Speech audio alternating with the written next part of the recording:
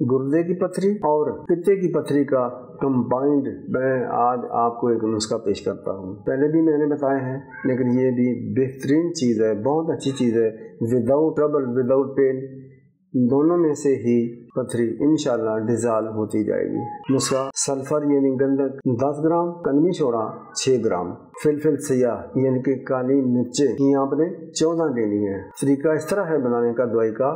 Sulphur को, गंधक को आपने किसी अच्छे से स्टील वाले बर्तन में डालें, इंतहाई हल्की आंच पर। जब पिघल जाए उसमें आपने एक मिर्च सियाह डालें। जब वो जल जाए फिर दूसरी डालें, तीसरी डालें, हत्ता कि 14 मिर्चें जल जाएंगी। आंखों को बचाएं, आंखों में सल्फर का धुआं नहीं जाना चाहिए, नहीं लगना चाहिए। जब मिर्चें जल जाएं तो बर्तन को उतार लें और इसमें कलमी सोडा डालकर हिलाते जाएं और फिर इसको आपने ग्राइंड कर लेना है इन तमाम चीज़ों को। ये आपके पास दर्द गुर्दा, पथरी गुर्दा और पथरी पित्ता की बेहतरीन दवा तैयार हो गई है।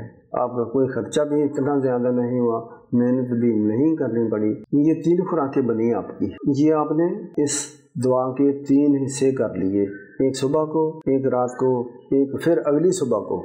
ठीक है, ये चंद रोज़ करें, इंशाल्लाह इस मुसीबत से आपकी जान छूट जाएगी। इस हिसाब से आप इसको एक दफ़ा ही ज़्यादा बनाकर रख सकते हैं। अल्लाह करीम आपको सेहत दे, तंदुरुस्ती दे।